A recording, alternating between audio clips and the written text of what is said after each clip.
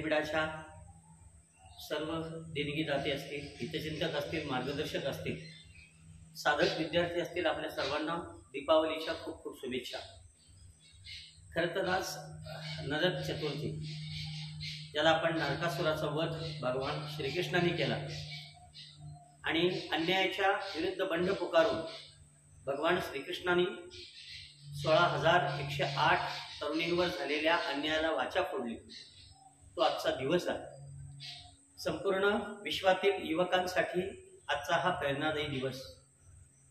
भगवान श्रीकृष्णाचं जीवन जर आपण सगळ्यांनी पाहिलं तर ज्या काळामध्ये कुटुंब संस्था मोडकळीस आली होती, ज्या काळामध्ये समाज व्यवस्थेमध्ये भीतीचं वातावरण निर्माण झालं होतं, ज्या काळात राजकीय व्यवस्था मुजोर आणि दडपशाहीचं धोरण अवलंबत होती, ज्या काळामध्ये वैचारिक संस्था या डबघाईला आल्या होत्या, धर्मसंस्था बुरसटलेली होती, अशा काळामध्ये भगवान श्रीकृष्णाने अवतार घेतला आणि वेगवेगळ्या प्रकारच्या क्रांत्या गोकुळात असेल, मथुरात असेल, वृंदावनामध्ये असतील, या सगळ्या प्रकारच्या क्रांत्या भगवान श्रीकृष्णाने त्या काळामध्ये केल्या।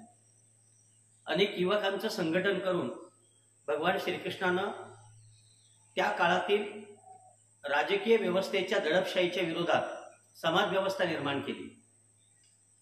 जेव्हा राजकीय व्यवस्था प्रबल होते, ती धर्मसंस्थेचं जेव्हा ऐकत नसते, तेव्हा ती समाजावर अन्यायाने अत्याचार करत असते आणि तो समाज जेव्हा वैचारिक दृष्टिकोनातून, मानसिक दृष्टिकोनातून, बौद्धिक दृष्टिकोनातून दुबळा होतो, तेव्हा तो समाज स्वतःला न्याय मिळवून घेऊ शकत नाही। अशा काळामध्ये कोणीतरी नेतृत्वानं त्या समाजाचं नेतृत्व करावं लागतं आणि त्या समाजामध्ये ती मेलेली जी अस्मिता आहे, ती अस्मिता जागी करावी लागते।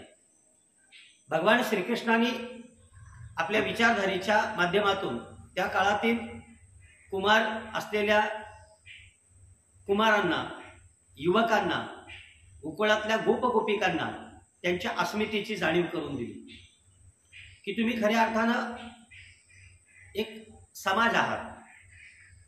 तुमच्यामुळे इथले राजे आहेत, ते राजे जेव्हा तुमच्यावर अन्याय करतात, अत्याचार करतात, तेव्हा तुम्ही त्याच्या विरोधात बंड केलं पाहिजे।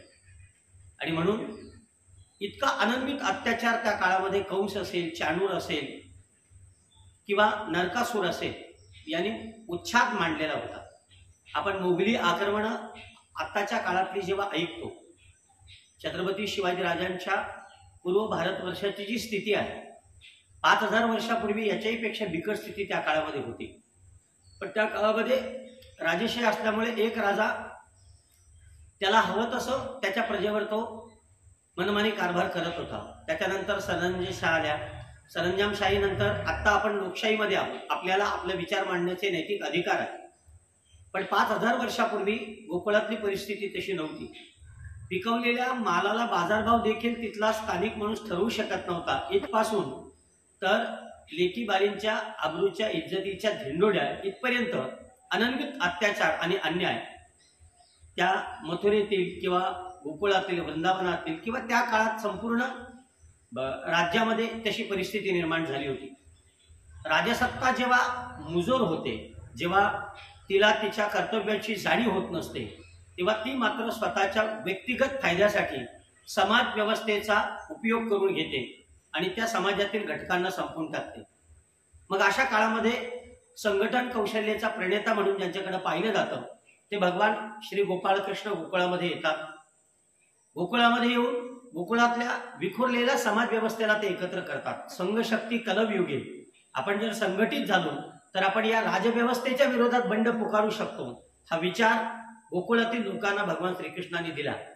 आणि आपल्याला माहिती आहे, आज आपण गोवर्धनाची जी पूजा करतोय, त्या पूजेचं फलित हेच आहे की भगवान श्रीकृष्णाने वैज्ञानिक दृष्टिकोन त्या गोकुळातील लोकांच्या मनामध्ये टाकला आणि त्यांना तो पटला।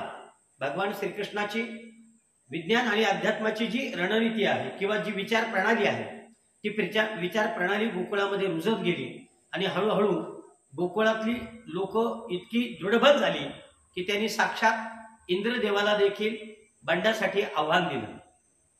एखादा नेता जेव्हा निर्माण होतो, तो जेव्हा विचार प्रणालीच्या माध्यमातून समाज व्यवस्थेचं जेव्हा उत्थान करतो किंवा त्या समाज व्यवस्थेमध्ये जेव्हा बळ भरतो, तेव्हा ती समाज व्यवस्था राजसत्तेला उलटून टाकते. अशा हजारो उदाहरणं आधुनिक काळामध्ये आपल्याला पाहायला मिळतील. त्यामुळे भगवान श्रीकृष्णाने त्या काळचा अन्याय, अत्याचार किंवा तिथली परिस्थिती आपण बदलली पाहिजे, ही अस्मिता तिथल्या समाजाची जागी केली आणि तो समाज संघटित झाला. आणि संघटित झालेल्या समाजानं जेव्हा बहुमत असतं, तेव्हा त्या बहुमताईपेक्षा सार्वमताची ताकद अधिक असते. ती भगवान श्रीकृष्णाने तिथल्या तत्कालीन समाजाला पटवून दिली आणि त्या युवकांनी भगवान श्रीकृष्णाच्या मार्गदर्शनाखाली वैचारिक क्रांती असेल, कौटुंबिक क्रांती असेल, सामाजिक क्रांती असेल, आध्यात्मिक क्रांती असेल किंवा वैज्ञानिक क्रांती असेल, या सर्व प्रकारच्या क्रांत्या घडवून आणल्या. म्हणून आजच्या आपल्या युवा पिढीचा आदर्श भगवान श्री गोपालकृष्ण आहे. आज नरक चतुर्थीच्या दिवशी नरकासूर नावाचा एक राक्षस आहे. आपण नाबालिग किंवा अल्पवयीन मुली किंवा त्या काळामधल्या सुंदर स्त्रिया असतील, त्या स्त्रियांना पळवून नेऊन त्यांना आपल्या दासी बनवून, त्यांना बटीक बनवून, त्यांच्यावर अनन्वित अत्याचार आणि अन्याय करून त्यांना डांबून ठेवणं, इथपर्यंत प्रकार नरकासुराने केलेले होते. आणि म्हणून या नरकासुराच्या आतंकापासून वाचवण्यासाठी भगवान श्रीकृष्णानं कंबर कसलेली होती. कधी कधी काही माणसं समजून ऐकत असतात आणि काही माणसं कितीही समजवलं तरी ऐकत नसतात. त्या ठिकाणी मात्र साम, दाम, दंड आणि भेद या नीतीचा अवलंब करावा लागतो. भगवान श्रीकृष्णाने या सगळ्या नीत्या त्याच्या जीवन प्रणालीमध्ये वापरल्या आणि म्हणून सरळ सरळ नरकासुरावर चाल करून याचा वध केल्याशिवाय पर्याय नाही. कारण ज्या देशातील स्त्री सुरक्षित नसेल, तो देश कधीही प्रगती करू शकत नाही.